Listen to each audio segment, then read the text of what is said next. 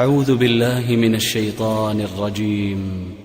براءة من الله ورسوله إلى الذين عاهدتم من المشركين فسيحوا في الأرض 4 أشهر واعلموا أنكم غير معجز الله وأن الله مخزي الكافرين.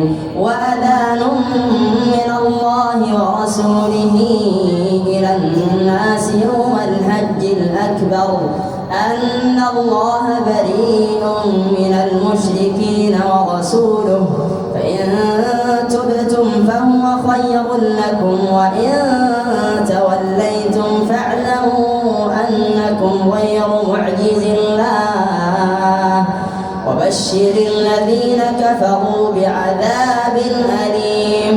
إلا الذين عاهدتم من المشركين ثم لم ينقصوكم شيئا ولم يظاهروا عليكم أحدا فأتموا إليهم عهدهم إلى مدتهم إن الله يحب المتقين.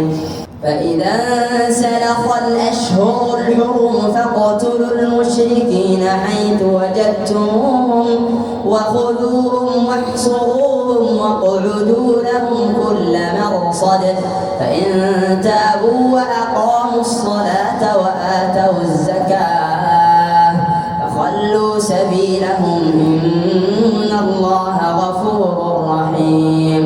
وإن أحد من المشركين استجارك فأجره حتى يسمع كلام الله.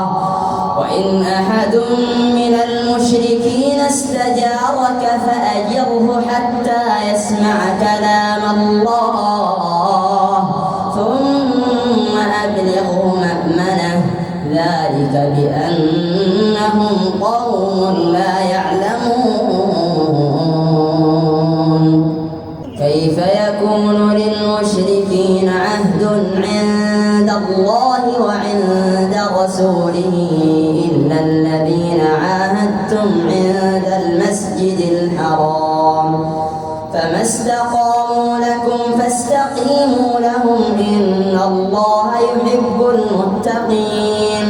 كيف وإن يظهروا عليكم لا يرقبوا فيكم إلا ولا ذمة يرضونكم بأفواههم وتأبى قلوبهم وأكثرهم فاسقون. اشتروا بآيات الله ثمنا قليلا فصدوا عن سبيله إنهم ساء ما كانوا يعملون. لا يرقبون في مؤمن إلا ولا ذمة وأولئك هم المعتدون. فإن تابوا وأقاموا الصلاة وآتوا الزكاة فإخوانكم في الدين ونفصل الآيات لقوم يعلمون. وإن نكثوا أيمانهم من بعد عهدهم وطعنوا في دينكم فقاتلوا أئمة الكفر إنهم لا أيمان لهم لعلهم ينتهون.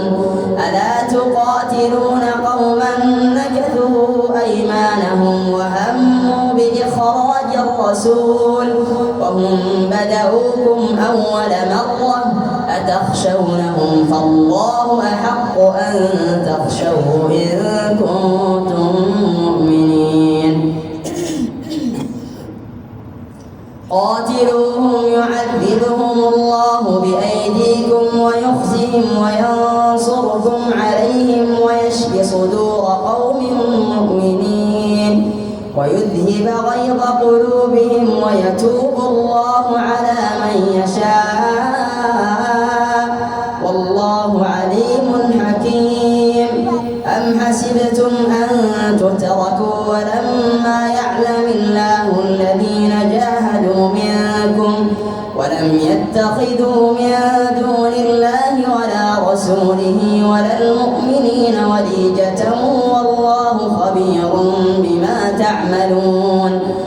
ما كان للمشركين أن يعمروا مساجد الله شاهدين على أنفسهم بالكفر أولئك حبطت أعمالهم وفي النار هم خالدون إنما يعمر مساجد الله من آمن بالله واليوم الآخر وأقام الصلاة وآتى الزكاة ولم يخش إلا الله فعسى أولئك أن يكونوا من المهتدين أجعلتم سقاية الحاج وعمارة المسجد الحرام كمن آمن بالله واليوم الآخر وجاهد في سبيل الله لا يستوون عند الله والله لا يهدي القوم الظالمين